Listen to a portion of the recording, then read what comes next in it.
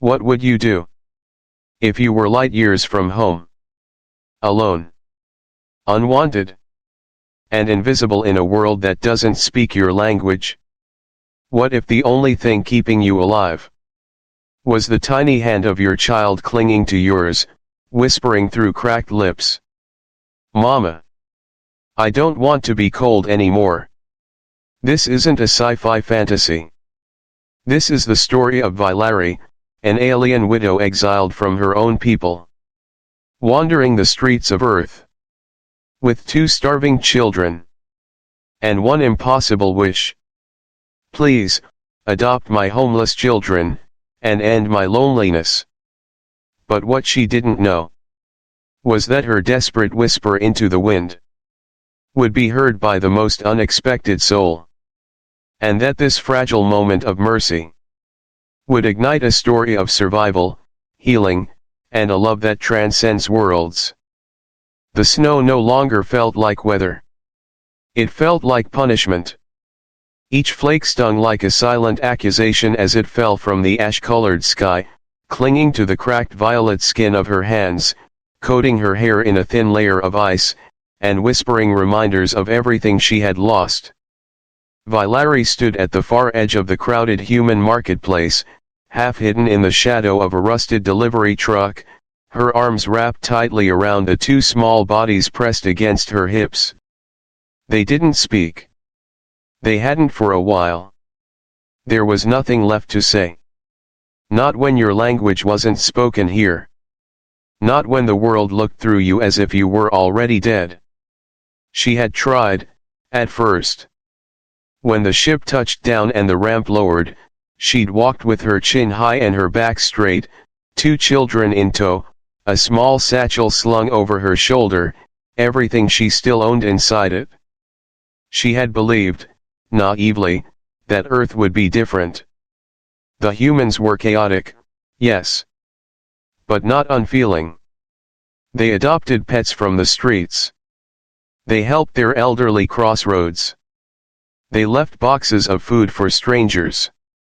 She had seen it through the starboard feed before the crash. Before her entire life was reduced to ash and silence. She had not expected to be welcomed. But she hadn't expected to be erased either. Valeri shifted her weight, legs trembling under her. Her eldest, Reen, barely 7 cycles, tightened his grip on her coat. His eyes were dull, sunken with exhaustion, but he refused to lean fully against her. Always trying to be the strong one. Her youngest, Nilo, only 4, had buried his face into her side, shivering so hard she could feel his tiny ribs knocking against her hip bone. His hands were too cold to grasp anything now. He had stopped trying. Back home, if she could even call that place home anymore, things would have been different. When her mate died, there should have been community. Aid. A cultural ritual of healing, of coming together, of honoring the bond lost. Instead, they branded her useless. A widow was already a half-being in their society. A widow with children, mouths to feed, bodies too young to contribute, was a weight no one wanted to carry. She wasn't exiled formally. There was no ceremony, no trial. Just doors that stopped opening, voices that stopped replying, and one morning, a council decree removing her housing permit with the clinical stamp of non-viable citizen. So she left. Stole a place aboard a freight ship headed for Earth. She had no visa, no translator, no money. Just desperation and 2 children who needed her alive. But Earth, as it turned out, didn't know what to do with her either. Her skin was too bright. Her voice too alien. Her eyes, a soft, shifting hue of gold and green, unsettled people. On her first day, she had approached a woman at a vendor stand, trying to offer the bracelet from her home world in exchange for food. The woman had smiled politely. Then called security. Vailari had fled before they could question her. That was 2 weeks ago. Since then, she had become a ghost. She learned which alleyways retain the most heat, which food carts dropped scraps at night, which public restrooms didn't lock after hours. She learned how to keep her children silent when footsteps passed too close, and how to appear smaller than she already was when the authorities made their rounds. No one hurt them. But no one helped them either. To most humans, they were just another shadow in a city of noise. But even shadows break. She hadn't eaten in 2 days. The last ration she had scraped together, a half-burnt protein packet meant for engine crews, had gone to Reen. She had told him she wasn't hungry. He had looked at her like he knew it was a lie, but he had eaten anyway. That was the first time he hadn't offered to share. Vailari couldn't blame him. Today, the air smelled like roasted meat and fried dough. Her stomach cramped violently at the scent. Around her, humans bustled in every direction, laughing, shouting, haggling. Children clutched colorful toys. Couples passed steaming cups between each other. Music blared from a nearby shop, fast and happy. She was surrounded by life. And she had never felt more invisible. A woman walked by with a stroller. She didn't see Vailari. Didn't glance at the 2 small, trembling children pressed against her side. Just brushed past like the violet-skinned stranger wasn't even real.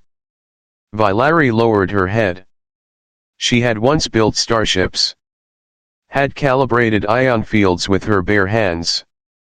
Had spoken on panels about interplanetary ethics. She had worn medals. Had friends. A life. She wasn't always this quiet, shrinking thing in a torn wrap and frostbitten toes. There had been music in her home. Warmth in her bed.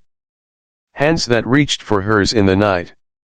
Children who laughed without fear. A snowflake landed on Nilo's cheek.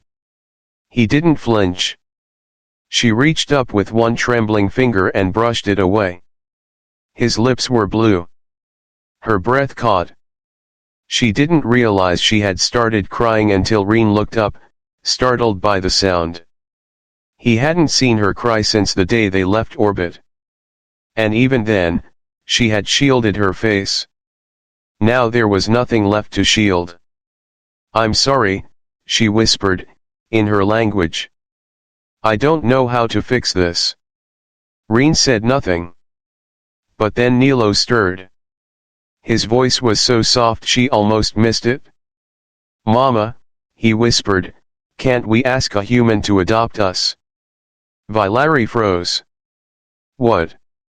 He blinked at her, his lashes heavy with frost. "They adopt dogs. Maybe they'll say yes to us too." It was so absurd, so heartbreakingly pure, that her throat closed around the words she wanted to say. "No, child. That's not how this world works." But looking down at him, small, shaking, still hoping, she couldn't say it. Because deep inside her, beneath the layers of fear and exhaustion and betrayal, a single ember still flickered. And sometimes, hope sounds just like a child asking for a home. The question came quietly. So softly, in fact, that for a moment Vailari wasn't sure she had heard it at all. It had been a long night, colder than most. The kind of night where the air itself seemed to weigh more, pressing against skin and bone, seeping into the deepest creases of the soul.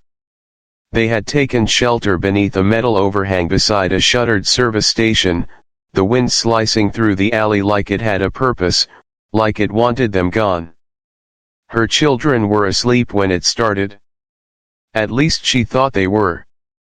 Nilo had curled himself into a ball beneath her arm, his small frame radiating the kind of stillness that frightened her.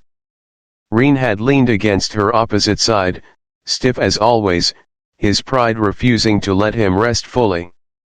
She could feel his tension like a current under the skin, the fear that something would happen if he let go.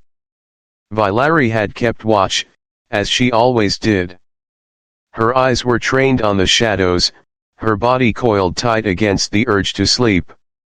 She'd long since learned that rest was a luxury, not a right. And in a world where no one was looking out for them, she was the last line between survival and erasure. But when the whisper broke the silence, it cut through her like a flame in fog. "Mama," Nilo murmured. Her head turned slowly. She looked down. He was awake after all, his face buried in her side, his lips barely moving. "Yes, love," she asked, her voice low, hoarse from disuse. There was a pause. He hesitated. Then came the words. "What if we ask a human to adopt us?" Valeri didn't answer. She couldn't. Her breath caught in her throat, suspended somewhere between disbelief and heartbreak. It wasn't the question itself that stunned her, it was the innocence behind it. The raw, unwavering sincerity in her son's voice. He wasn't being sarcastic. He wasn't trying to be clever. He was genuinely offering a solution. Like a child trying to fix a broken toy with glue and paper and hope. "Adopt us." As if it were that simple. As if the systems of this world, or any world, could be moved by the purity of a child's heart. Still, she didn't speak. She didn't trust herself to. Because if she opened her mouth, she might shatter. Nilo shifted, pulling his head back slightly to look up at her. His eyes, wide and gold like the dying sun of her home world, glistened with a question that went far deeper than the words he'd spoken. "Do we matter?" That's what he was really asking. Will someone see us? Will someone choose us? Will someone say, "You belong with me"? She had spent months hiding them. Protecting them. Feeding them with scraps, warming them with her own body, shielding them from the cold cruelty of a galaxy that had no space for orphans or exiles. But she couldn't shield them from longing. And longing, that quiet ache for something more than just survival, was the most dangerous thing of all. Because it whispered lies. Or maybe truths too painful to face. She ran a hand through his tangled hair, her fingers shaking. She wanted to say something strong, something wise, something that would replace that hope with pragmatism. But the words refused to form. And then, Reen spoke. His voice came from the shadows, quiet but steady. He hadn't been sleeping either. "They won't want us," he said. "They don't even see us." It wasn't bitter. It wasn't cruel. It was simply fact. A child already too old inside, already too aware of how invisible they'd become. Valeri turned her gaze to him. His eyes were fixed on the dark street ahead, jaw clenched in that way that reminded her so much of his father. Not because of appearance, but because of how hard he tried to protect everyone but himself. "I saw a man give his sandwich to someone with no shoes," Nilo argued softly. "I saw a woman let a stray animal into her car. Maybe some humans do see." Valeri's heart twisted. Children weren't built for this kind of life, this constant negotiation between despair and imagination. And yet, somehow, her children still carried sparks inside them. Flickers of possibility. The question was whether that spark would survive another week, another day, another night in the cold. Reen said nothing more. Nilo's small fingers curled around hers, still trembling. And then Valeri spoke. If we ask," she said slowly, "what if the answer is no?" It wasn't a challenge. It was a mother's fear laid bare. Not for herself, she could endure rejection. She already had. 1,000 times over. But her children? She wasn't sure they could survive one more reminder that they were unwanted. Nilo didn't hesitate. Then we ask someone else. The simplicity of it took her breath away. As if love was something you could just keep asking for. As if the world worked that way. But maybe, just maybe, it could. If someone dared to believe it should. She stared at him. At his tired, beautiful, impossible little face. And in that moment, something shifted. Not in the world. But in her. Because the truth was, she was tired of hiding. Tired of apologizing for needing help. Tired of carrying the weight of pride when what she truly needed was mercy. She wasn't asking for charity. She was asking for a chance. For safety. For a roof and a name and a future. For someone to say, "You're not invisible." She leaned down and kissed Nilo's forehead. "Okay," she whispered. "We'll ask." The wind had picked up again. It howled through the alleyways and empty bus stops like a warning, rattling trash bins and tugging at loose wires with the sharp cruelty of winter. Valerie felt its bite through the thin layer of cloth wrapped around her and her sons. She had tucked them deeper into her coat, one on either side, forming a shield with her own body. Her bones ached, her limbs were numb, but she didn't dare move. Movement invited attention. And attention, in this world, was rarely kind. Still, the question Nilo had whispered hours ago refused to leave her mind. Ask a human to adopt us. The innocence of it still ached in her chest. The idea was absurd. Impossible. And yet, the fact that it had come from her child made it impossible to ignore. They had wandered all morning, hoping for something, anything that resembled help. But eyes slid past them like they were fog. People hurried by with coffee cups and shopping bags, hands in pockets, shoulders drawn tight against the cold. No one saw them. Not really. Not until they reached the edge of the market district, where the buildings grew older and the sidewalks more cracked. A faded sign above one of the doors read "Hawthorne Repairs." Valerie paused. The smell of something warm, possibly food, floated from a small exhaust fan near the roof. The boys stirred, both blinking up at her. Reen didn't speak, but his hand found hers. Nilo whimpered and rubbed at his eyes. Her body made the choice before her mind caught up. She stepped forward. The door creaked when she pushed it open. A small bell jingled overhead, an old-fashioned sound she'd heard in human films. The warmth inside struck her like a wave, not just in temperature but in contrast. The space was cluttered, filled with shelves of broken radios, wires coiled in buckets, and faded posters curling at the edges. A soft hum of machinery filled the air, interrupted only by the low buzz of a space heater in the corner. Behind a counter, a man was bent over an engine part, grease on his hands, brow furrowed in concentration.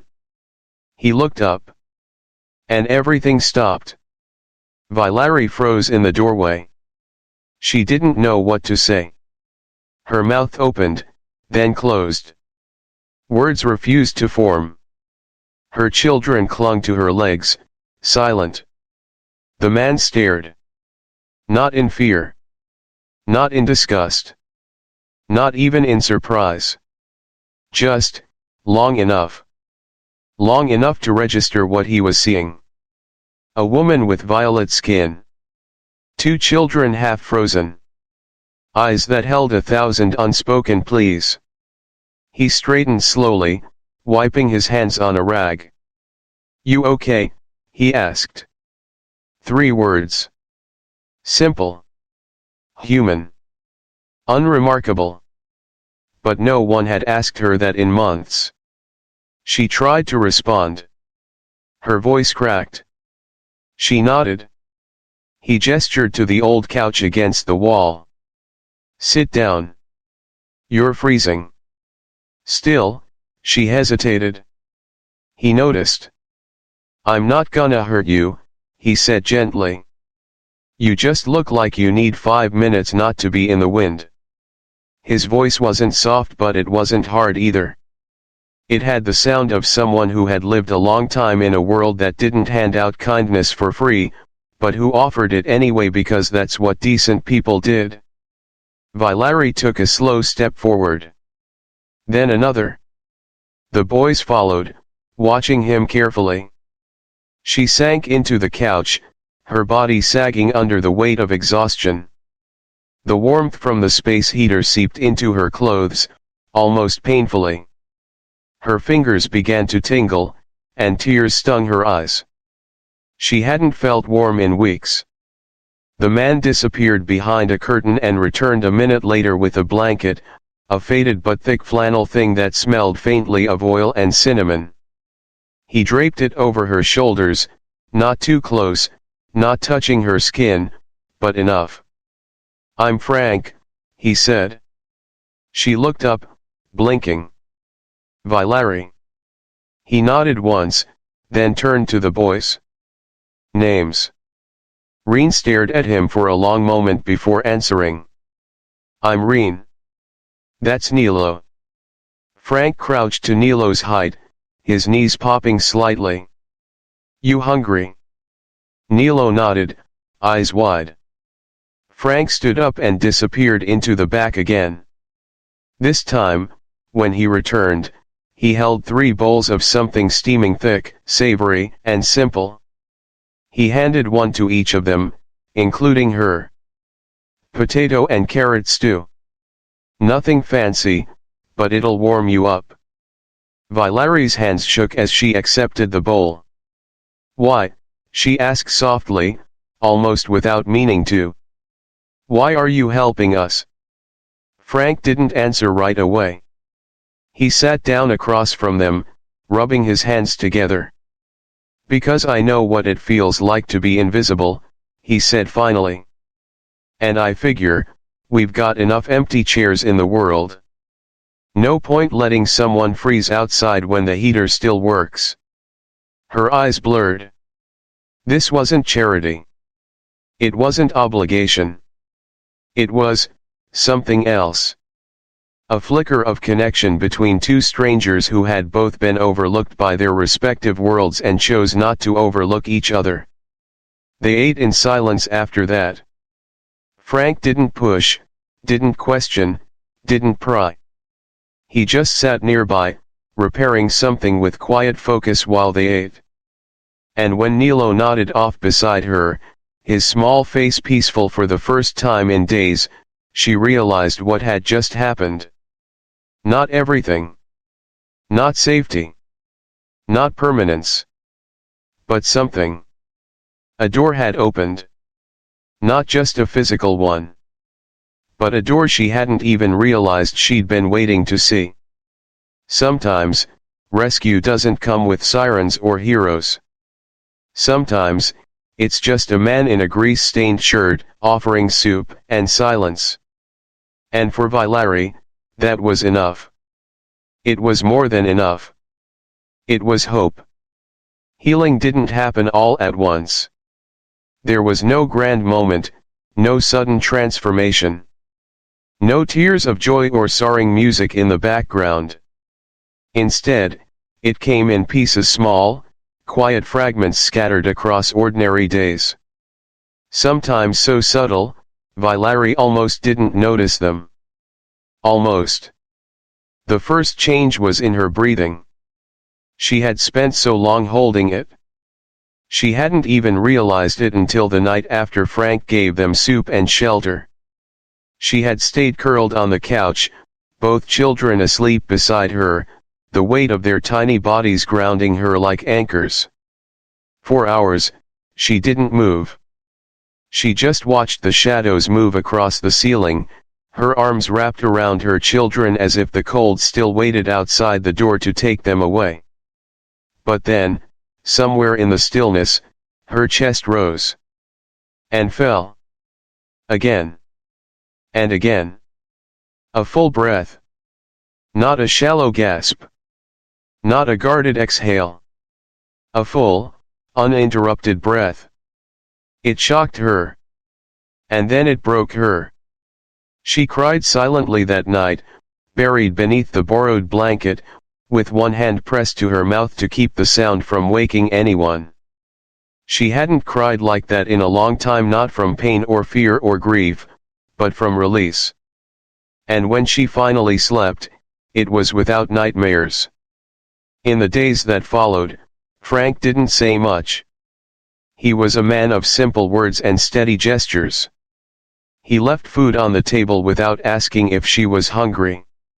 He handed her a tool one afternoon without explanation, pointing toward a broken heating unit in the hallway. She knew what he was doing. He was giving her something she hadn't had in a long time: purpose. She hadn't held a tool in months. Her hands were clumsy at first, the grip unfamiliar. But the moment her fingers wrapped around that screwdriver, something old stirred inside her. Not a memory. A knowing. A rhythm that her body still remembered even if her heart had forgotten. She repaired the unit in less than 20 minutes. Frank didn't say good job. Didn't praise her or make a show of it. He just nodded once and said, "You're fast," before walking away.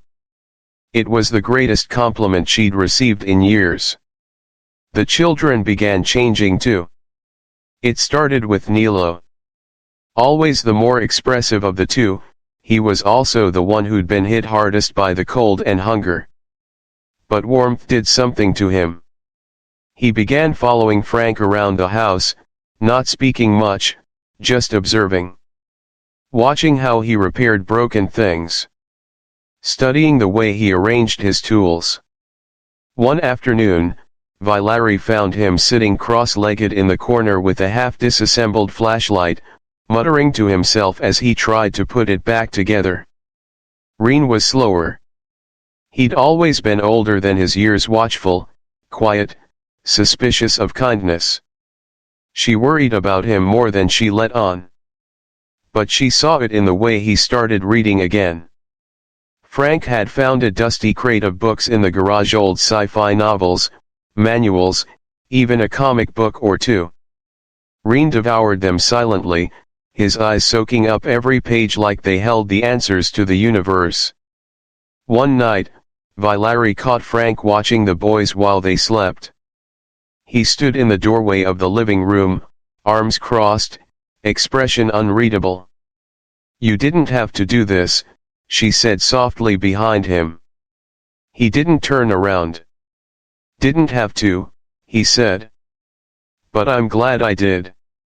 She stepped beside him, their shoulders nearly touching.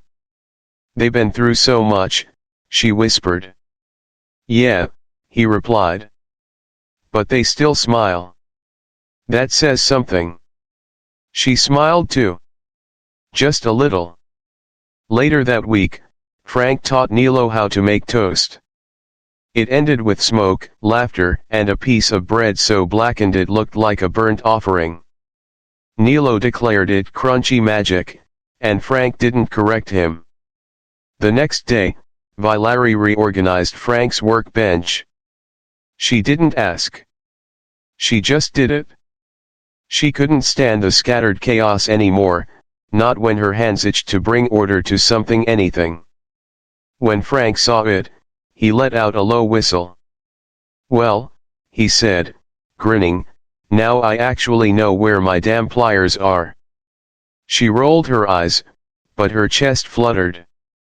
The healing wasn't linear. There were bad days. Mornings when Valerie couldn't get out of bed, when the weight of memory was too heavy.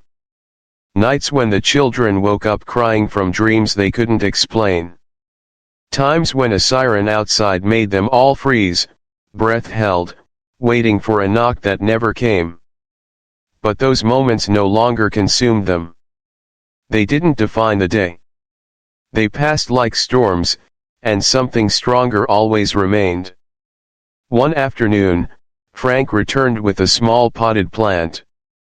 Nothing fancy. Just a simple green sprout with a crooked stem and soil that smelled of life. He placed it on the windowsill. "What's that for?" she asked. "Thought we could use something alive in here," he said. "Besides the three of you."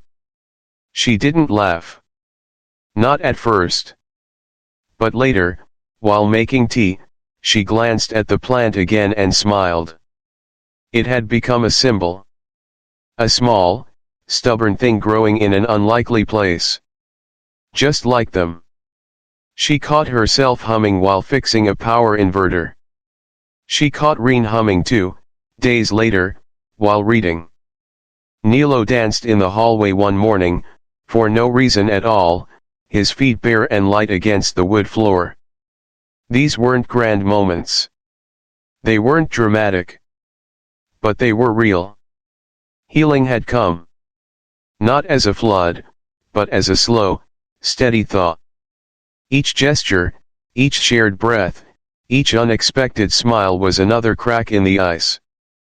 And through those cracks, light began to seep in. It didn't erase what they had endured. But it proved that endurance wasn't the end of the story.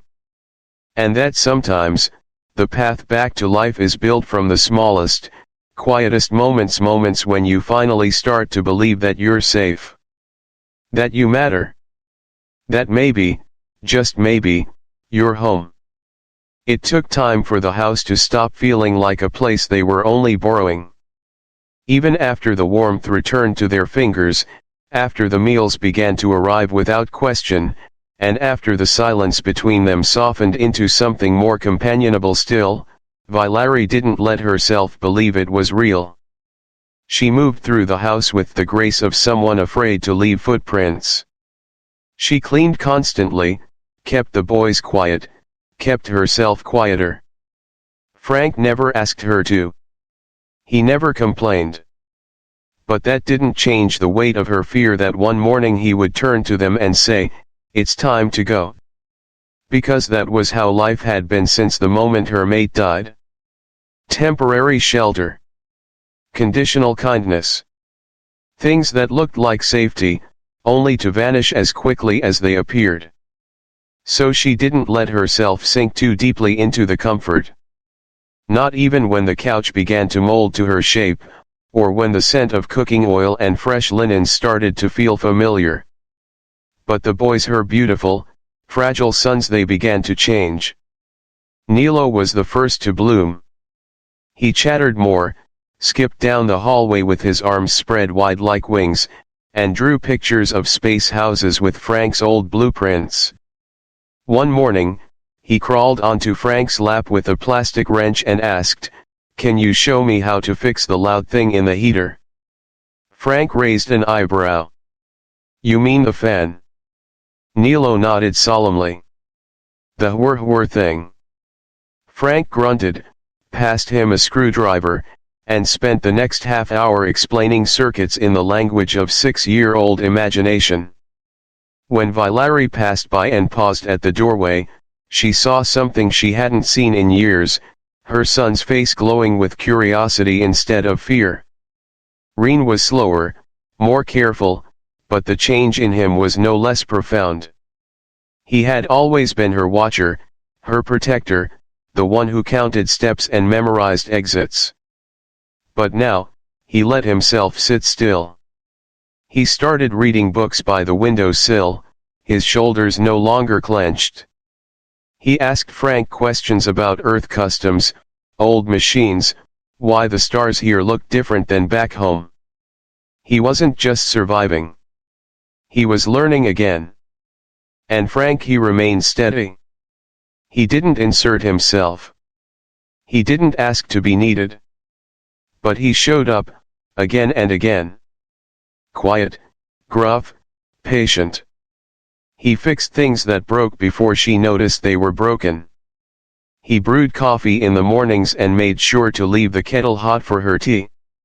He picked up a pillow once and grumbled, "You know, if you're gonna fall asleep on the couch every night, I might as well get you a proper blanket." He didn't say he cared. But he did.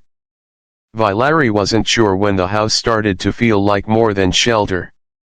Maybe it was the night Nilo drew a picture of the four of them, him, Reen, her, and Frank, and handed it to her with shy pride. "This is our crew," he said. She smiled and kissed the top of his head. But later, in the quiet of the night, she stared at the picture for a long time. Frank had been drawn with large hands and a spark coming from one of his fingers because he fixes stuff. Her boys stood on either side of him, not behind her like they used to. And she was smiling. She couldn't remember the last time she had drawn herself smiling. Then came the moment that changed everything. Not through drama, not through chaos, but with a slip of the tongue. It was morning. The smell of something frying had pulled Nilo out of bed, and he stumbled into the kitchen still tangled in his blanket. Reen followed more quietly, rubbing sleep from his eyes. Valerie sat at the table, a mug between her palms, watching as Frank flipped something in a pen. Nilo climbed onto a chair, propped his chin on the table, and sighed. "Dad, I'm hungry." The word fell into the room like a stone dropped into still water. Everyone froze. Even Frank. Nilo didn't seem to notice what he'd said. He simply stretched and mumbled, "Can I have the crispy ones? The ones with the buttery stuff?" Valerie's breath caught in her throat. Frank turned slowly. His eyes met hers.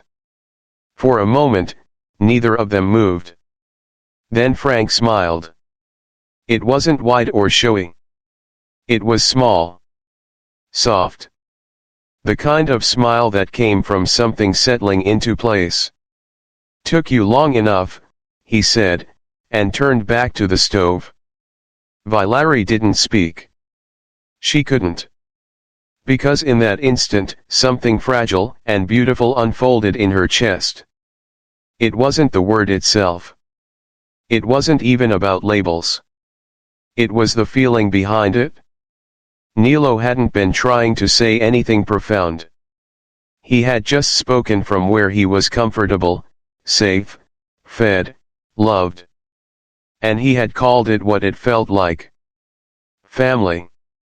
Later that day, as the boys ran through the hallway chasing each other with plastic tools, Valerie found herself standing in the middle of the living room, unsure of what to do with the silence they had left behind. She looked around. At the worn rug that Nilo had spilled soup on. At the dent in the wall where Reen had tripped during his first attempt at roller shoes.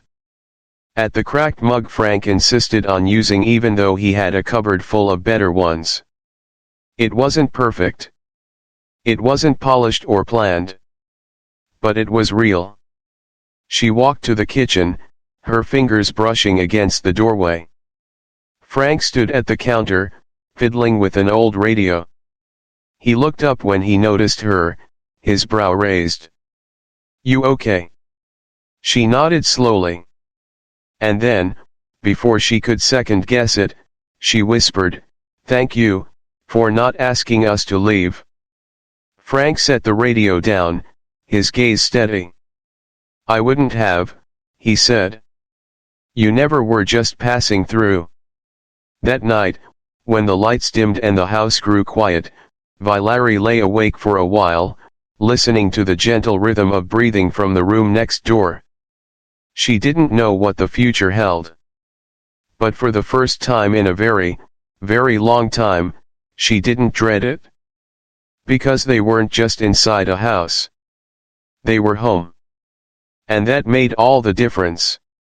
There were no promises spoken aloud. No dramatic moments or grand declarations. And yet, slowly and unmistakably, everything began to change. Valeri couldn't say when it happened exactly, when the fragile balance between survival and sanctuary became something more. It didn't arrive like thunder. It crept in like sunlight through the cracks, warming a place she had long assumed would stay frozen. She had once believed that healing had to be earned, that safety had a price. That comfort came with conditions, and love, even the distant echo of it, was something others received, not people like her. Not exiles. Not mothers who'd run out of things to offer. But this house, this man, these days, were slowly proving her wrong. And no one had said a word. Frank never used the word family. Never called her by anything softer than her name.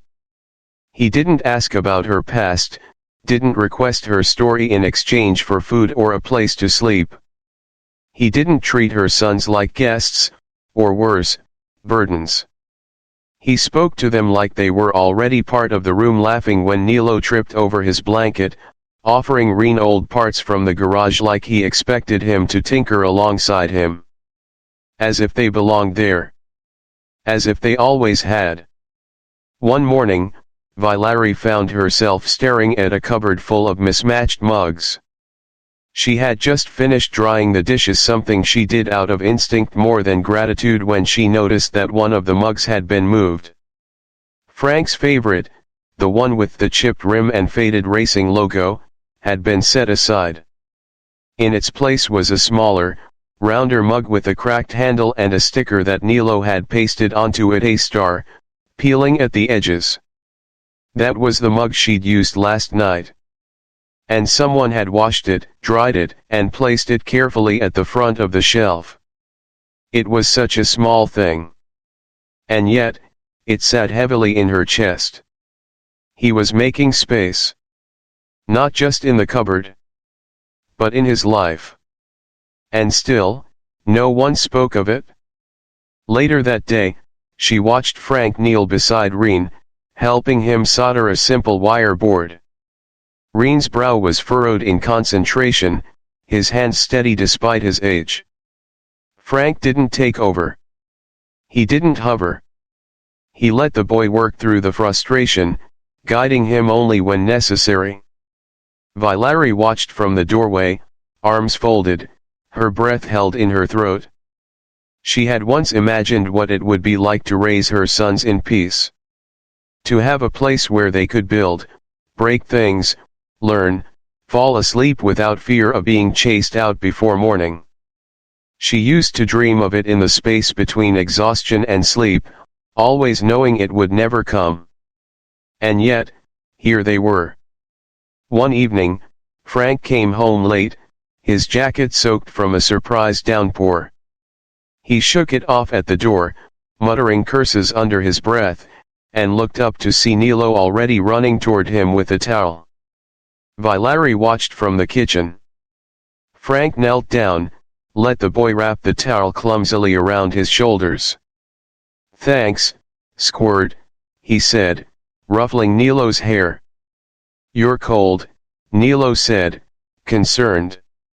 "You need soup." "I could use soup," Frank agreed, standing slowly. And without thinking, Valeri reached for the pot on the stove. She hadn't intended to serve him. But it was the most natural thing in the world, in that moment. She ladled out a bowl, passed it to him wordlessly, her fingers brushing his as he took it. He looked at her, then, not surprised, not awkward, but with a look that held more than thanks. It held understanding. There was something alive between them. Something growing, even though neither of them had dared give it a name. That night, after the boys had fallen asleep on the couch in a heap of blankets and half-folded laundry, Valeri stood at the sink washing the last of the dishes. Frank leaned in the doorway, his arms crossed loosely over his chest, watching her in silence. She didn't ask why. He didn't offer an explanation. And yet, the air between them felt thick with meaning. "You ever think about leaving?" he asked quietly. The question caught her off guard. She set the dish down slowly, wiped her hands on a towel. I used to think about it every day, she said. Now, I'm afraid to. He tilted his head. Afraid to stay? No, she said, almost surprised by the certainty in her voice. Afraid I'll believe it's real. He nodded once, looking down at the floor. It is. It was the closest thing to a confession she'd ever heard from him. And it was enough. From that moment, they didn't need to define anything. It was in the way she moved through the house now, with more ease than caution. It was in the way he always made enough food for four, without asking if she'd eat. It was in the way the children began calling the small spare room ours, as if it was always meant to be theirs. They didn't say family. They didn't say love. But they lived it. In the way Frank left the light on at night until he knew she'd made it to bed. In the way Reen set aside a space on the shelf for his newest project and left just enough room beside it for one of Frank's. In the way Nilo began calling the hallway the home stretch and insisted on racing from one end of the house to the other as if he had never known what it meant to fear the dark. There was no contract. No label. No agreement made in the presence of witnesses. Just quiet acts of care. Days stitched together with routine and laughter and soft glances exchanged across messy counters and half-built machines. And Valerie, who had once asked only for survival, found herself surrounded by something she had never dared ask for. Not shelter. Not safety. But a place where she was seen. A place where she was not a guest. A place where no one had to say the words, because everything around her already said them 100 times over. A wish had been made, long ago. Spoken into the wind with no hope of an answer. Please, adopt my children. And my loneliness. She never expected the universe to hear it. And yet, somehow, without fanfare or ceremony, it had. In the quietest way. Without words. For a long time, Valerie believed that belonging was something inherited. Something written into your bones at birth, or granted by the place you came from, or the people who shared your blood. She had been raised to think of it as a structure rigid, ceremonial, defined by custom and duty. And when that structure crumbled, when she was cast out with her children and her grief, she assumed she had lost her place in the world for good. But here, in a house cobbled together with warmth and silence and laughter that came in pieces, Valerie began to understand something she had never been taught. Belonging was not a place. It was not permission granted by a council or a name scrawled onto paper. It was not earned through suffering. It was found built bit by bit, in the most unexpected places. It was the warmth of a blanket draped over her shoulders without asking. It was the way Nilo burst into the kitchen every morning shouting Frank's name before he even opened his eyes. It was the way Reen stopped flinching at loud noises and started reaching for tools before being told. It was the way her own hands had begun to move more confidently again, building, repairing, creating not out of desperation, but from a quiet desire to contribute to the space that had given them breath again. She noticed it one afternoon when Frank returned home early. The boys had been arguing over who had ownership of a screwdriver, voices bouncing off the walls in a way that would have once terrified them. Valerie had turned to scold them, reflexively, but Frank only grinned as he pulled off his coat. "Sounds like I've got a full-blown workshop in here," he said, not with irritation, but with pride. And she realized then, with sudden clarity, that no one was waiting to be kicked out anymore. The fear had faded not all at once, but gradually, like frost melting under spring sun. The boys didn't sleep with their shoes on anymore. She didn't stash food under the mattress. She didn't keep her satchel packed in the corner, ready for a sudden flight into the night. They weren't just staying here. They were living here. Frank never demanded that they call this place home. He never insisted on titles, never tried to step into a role he hadn't earned. But he was there. Every day. Every moment that mattered. And slowly, with the patience of someone who had learned to expect nothing, he became part of them. One evening, Valerie watched him from the kitchen as he helped Reen install a small solar chip into an old handheld radio. Frank's voice was low, encouraging. Reen's brows were furrowed, his fingers stained with grease, but he didn't ask for help. He wanted to do it himself. Frank let him. When the unit finally lit up, a burst of static and broken music flooding the air, Reen's smile was blinding. Frank slapped his shoulder, just once, and said, "Told you it'd work." Valerie's chest ached. Not from sadness, but from something deeper. Recognition. She was watching a moment between a boy and a man that might never be given a formal name, but whose meaning could be felt in every breath between them. No ceremony could have made it more real.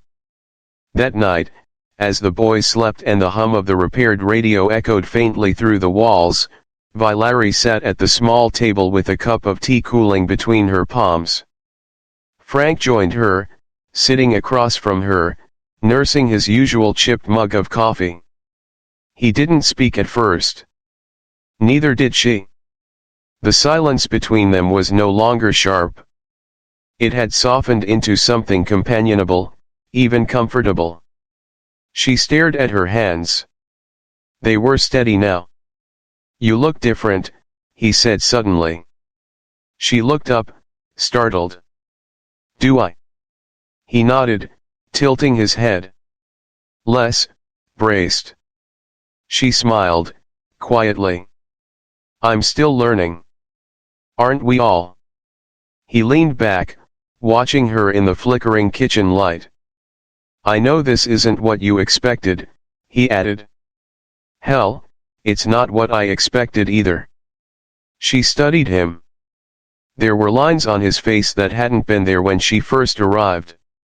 Not from age, but from change.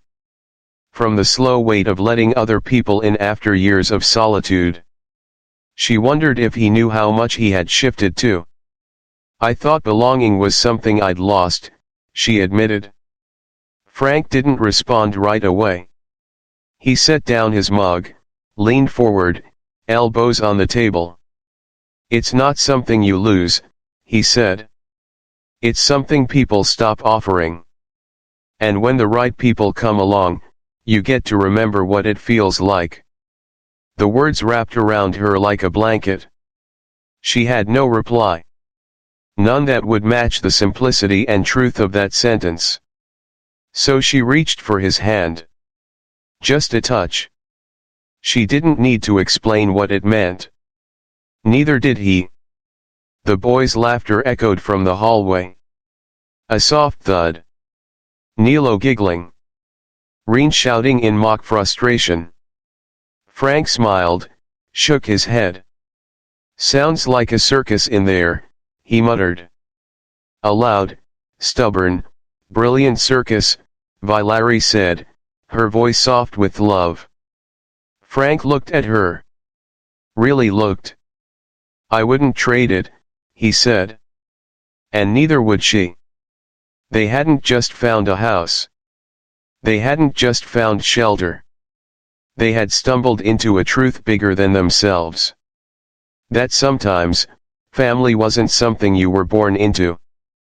Sometimes, it was something you chose to fight for. Sometimes, it found you in the middle of your darkest winter, in the hands of strangers who saw what others couldn't. Valerie had wandered into Frank's life with nothing but broken hope and 2 half-starved children. And somehow, through silence and patience and the kind of courage that doesn't need armor, they had built something unshakable. This was what it meant to belong. To be seen, fully. To be chosen, without needing to beg. To be held, not because you were useful, but because you were worth it. And in the end, it wasn't blood, or tradition, or duty that defined their family. It was love. Quiet, steady, unspoken love. And it was home. At last. It happened on an ordinary morning, the kind of morning that had begun to feel almost comfortable. The boys were arguing in the hallway about toast, whether it should be cut diagonally or straight across, and Frank was grumbling about how they'd turned his toolbox into a treasure chest. The heater hummed steadily in the corner. The radio was playing something soft and old and warm. Valerie stood in the kitchen, her hands wrapped around a mug of tea, watching the snow drift quietly beyond the window. It was one of those fragile, perfect moments that made her forget how fragile it really was. Then came the knock. 3 hard, deliberate raps against the front door. The sound cut through the house like a blade.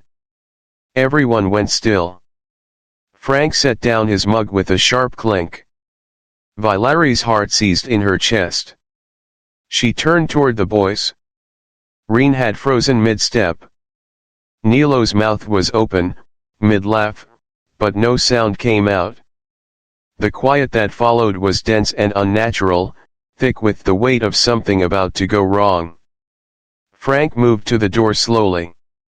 He didn't look at her, but she saw the stiffness in his shoulders, the way his hand paused on the doorknob before he opened it just a crack. "Can I help you?" he said. The voices on the other side were muffled, but Valerie heard enough to understand. Identification. Protocol. Reports of unregistered extraterrestrial presence.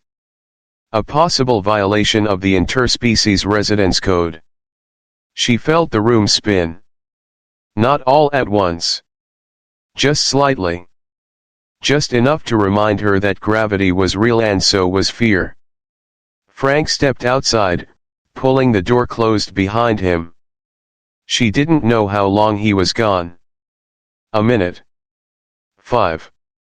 A lifetime.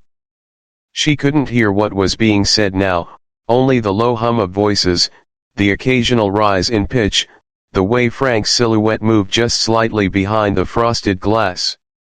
Reen reached for her hand. "Mama." His voice was steady, but his fingers were tight around hers. Nilo had retreated behind her, clutching the hem of her shirt. She knelt down and pulled them both close. She didn't tell them it would be okay. She didn't lie to them. She had made that mistake before. The front door creaked open. Frank stepped inside, his expression unreadable. "They want to take you in," he said. "Processing. Detention. Just until they can sort out the paperwork." Valerie didn't move. "That's not what they mean." He looked at her then, the flicker of pain behind his eyes sharp and immediate. "No," he admitted. "It's not." She rose slowly, her body stiff, her mind already moving through the necessary calculations. If she went quietly, maybe the boys could stay. If she left now, maybe she could buy them time. She could disappear. She'd done it before. "I'll go," she said, her voice calm. Too calm. Reen's grip tightened. "No." "Nilo dash." "No." Nilo shrieked, his voice breaking as he threw his arms around her waist. "Don't go. Don't let them take you. Please, Mama, please." Frank looked away, jaw clenched. She turned to him. "Promise me," she said. "Promise you'll keep them safe." He said nothing. And that was when something inside her cracked. Because silence wasn't safety anymore. Silence meant choices were being made. And not hers. "I can't let this happen again," she said quietly. I can't let them lose everything. Not this time. Frank let out a long breath and muttered something under his breath. Then he pulled out his phone. Who are you calling? She asked. Someone who owes me a favor, he said. We're not doing this the quiet way. When the woman arrived 20 minutes later, she was small and sharp and full of fire. Her name was Maya, and the moment she flashed her credentials at the two agents waiting outside, their tone shifted. She's not undocumented, Maya snapped. She's an asylum case. If she was exiled from her home world for being a widow with children, then she falls under cross-species humanitarian protection. She wasn't processed through the right channels. She wasn't given the chance. Frank stood behind her, arms crossed, expression like stone. You want to talk law, he said. Fine. But do it with someone who actually gives a damn about justice. Valerie didn't understand all the legal terms. But she understood the shift in power. The way the agents finally stepped back. The way Maya turned to her with a look that wasn't pity but recognition. You're not going anywhere, Maya said. Not yet. The door closed. The tension didn't. The boys still clung to her. Frank still paced. But the house, somehow, still stood. Later, after Maya left with promises of hearings and papers and time, the four of them sat in silence around the dinner table. No one touched the food. Nilo sat in her lap, eyes red from crying. Reen sat beside her, one hand on the table, the other balled into a fist in his lap. Frank didn't speak. Until finally, he did. I'm sorry, he said. I thought if we stayed quiet, maybe we'd be left alone. Valerie shook her head. Silence never protected us. He met her eyes. It won't happen again. She wanted to believe him. She did. But belief was a fragile thing. I was ready to walk away, she said. To leave them here with you. I thought, maybe it would be easier that way. Frank leaned forward. Don't, he said. She looked up. Don't talk like that. Like any of this works without you. She stared at him. And for the first time since the knock, something in her chest loosened. Because he wasn't saying it out of guilt. He was saying it because he meant it. Because they weren't just guests anymore. They were part of something now. And someone had tried to take it away. But Frank had chosen to fight. Not with weapons. But with the only thing that mattered. Refusal. To let the world undo what they had built. To let fear win. To let her walk away alone again. They hadn't said the word family. But they didn't need to. Because when the door was threatened, they had all stood on the same side of it. Together. And that meant more than anything. Valerie sat in the waiting room of the Regional Interspecies Legal Center, the overhead lights humming too brightly above her.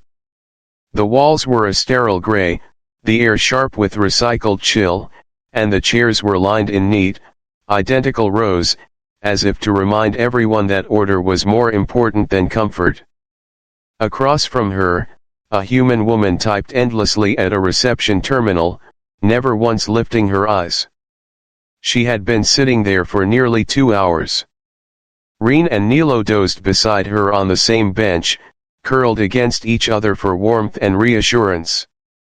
Frank stood against the far wall, arms folded, face unreadable. He hadn't said much since they arrived, but he hadn't left her side either. Not once. And still, the question echoed in her mind. Where is the line between law and justice? She had spent much of her life believing they were the same. That the rules held truth. That structure protected people. That systems existed to preserve peace and dignity. But when her husband died, the law of her people hadn't protected her. It had condemned her. A widow without a mate was a nonentity. And a nonentity had no rights. No status. No voice. The law had ordered her silence. The law had taken her home. The law had made her invisible. And now, here she was again, waiting under another system, in another world, unsure if it would see her any differently. She looked down at her children. Nilo's mouth hung slightly open in sleep, his hand still clutching the edge of her coat. Reen's eyes flickered beneath his lids, locked in some dream. They didn't deserve this uncertainty. They didn't deserve to carry the weight of bureaucracy on their small backs. The door to the inner chamber opened. A woman in a dark uniform stepped out. "Valeri," she called. She rose slowly, her knees stiff from waiting, her body alert despite the exhaustion. Frank moved beside her but stopped when she reached the threshold. His hand brushed hers briefly, solid, grounding, and then let go. She stepped into the chamber alone. The room was circular, lined with observation screens and legal processors. 3 panelists sat behind a raised table, 2 humans and 1 alien, an Andrillian with glassy skin and a voice like static. They didn't smile. They didn't offer comfort. They weren't meant to. Her advocate, Maya, stood beside her with a tablet in hand. "We'll keep this short," one of the human panelists said. "You've been identified as residing on Earth without formal registration under the Interplanetary Refugee Accords. You have 2 minor dependents. Is that correct?" "Yes," Valeri replied, her voice steady. "I came here to protect them." The Andrillian leaned forward slightly.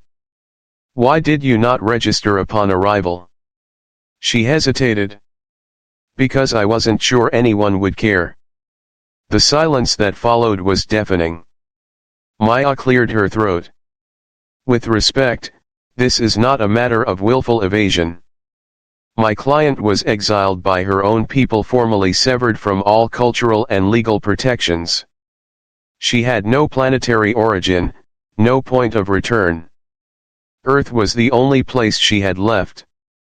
And yet she remained undocumented for over 6 months. She remained alive, Maya said. That was the priority." Valeri watched their faces, searching for any sign of empathy. Some days, she could feel it. The small glimmers beneath the cold language. But others it was like speaking to stone. Another panelist tapped a screen. "There are procedures. Even for emergency cases. Systems are in place to ensure order. If we bend every rule for every tragedy, the entire framework collapses." Valeri took a breath. Then spoke. "I understand the need for rules. I understand the value of order. But rules did not save my children from the cold. Rules did not feed us. Rules told me I was worthless when my mate died. And when I came here, afraid and alone, the rules gave me no way to ask for help." The panelists said nothing. "I survived," she continued, voice firmer now. "Not because of policy. But because someone opened his door. A stranger. He gave us warmth. Food. Safety. And he asked for nothing in return. The law may not recognize that act. But I do. My children do." Maya nodded slowly beside her. "And that's the distinction we must make today. Law is structure. But justice is choice. And this family, because yes, that is what they are, deserves protection." The Andrillian's gaze didn't move. But something in the room shifted. After a long silence, one of the human panelists leaned forward. And if we grant you the status, he said, what will you do with it? Valery didn't hesitate. I will build. I will give back. I will raise my children to believe in a world that sees them not as problems to solve but as people to protect. I will make this place my home not by claiming it, but by caring for it. It was the truth. And it was enough. They dismissed her after that, told her a decision would be made soon. She stepped out of the chamber into the hallway, her legs trembling, her heart pounding. Frank was already on his feet. When she saw him, something broke free in her chest. She walked straight into his arms. He didn't ask what happened. He didn't need to. She stayed there for a long moment, breathing him in, holding him tightly. For the first time, she wasn't afraid to lean on someone. Later that evening, they sat together in the living room. The boys were on the floor, building something from old wires and broken circuits. Outside, snow drifted in slow spirals. Frank handed her a cup of tea, his thumb brushing hers as she took it. You did good, he said softly. She looked at him. I didn't do it alone. And that, more than anything, was the difference. She had walked into the system afraid of being erased again. But this time, she hadn't faced it as an exile. She had stood as a mother. A survivor. And most of all as someone no longer alone. Law might define borders. But justice? Justice defined belonging. And this time, she had chosen to claim it. The night was quiet, but not empty. There was a softness in the way the house settled around them, faint creaks in the floorboards, the subtle hum of the heater, the rhythmic breath of two children asleep in the next room. Valery stood by the window, one hand resting gently against the glass, her reflection dim and ghost-like against the snow-covered yard. She had been standing there for some time, watching flakes spiral beneath the pale streetlight, her mind moving through too many thoughts to name. Behind her, Frank moved through the kitchen in quiet rhythm, pouring water into the kettle, clinking mugs gently as he worked. He didn't ask if she wanted tea. He simply made it, as he always did, without ceremony, without expectation. And yet tonight, something felt different. There was a stillness to the air, a kind of waiting that neither of them acknowledged but both of them felt. When he finally stepped beside her, offering the warm mug into her hands, their fingers brushed. She took it silently, wrapping her palms around the ceramic like it was the only anchor she had left. For a while, neither of them spoke. Then Frank's voice came, low and rough, but quieter than usual. They said yes. Valery turned toward him slowly, unsure if she'd heard him right. The council, he continued. The board. Maya called. You're clear. No deportation. No detention. You've been granted permanent humanitarian status. He paused. And they're assigning a case worker to help with long-term resettlement. If you want it. The tea in her hands trembled. She didn't know what to say. For months, every breath she took had been threaded with uncertainty. Every night had ended with the question, will tomorrow take this away? And now, that question had finally been answered. Not in her favor. Not in anyone else's power. But in her own name. Her own right to exist. And yet, as that weight lifted, another one settled in its place. She turned back toward the window, voice almost too soft to hear. What happens now? Frank leaned against the wall beside her, arms crossed, eyes fixed on some distant point beyond the glass. That's up to you.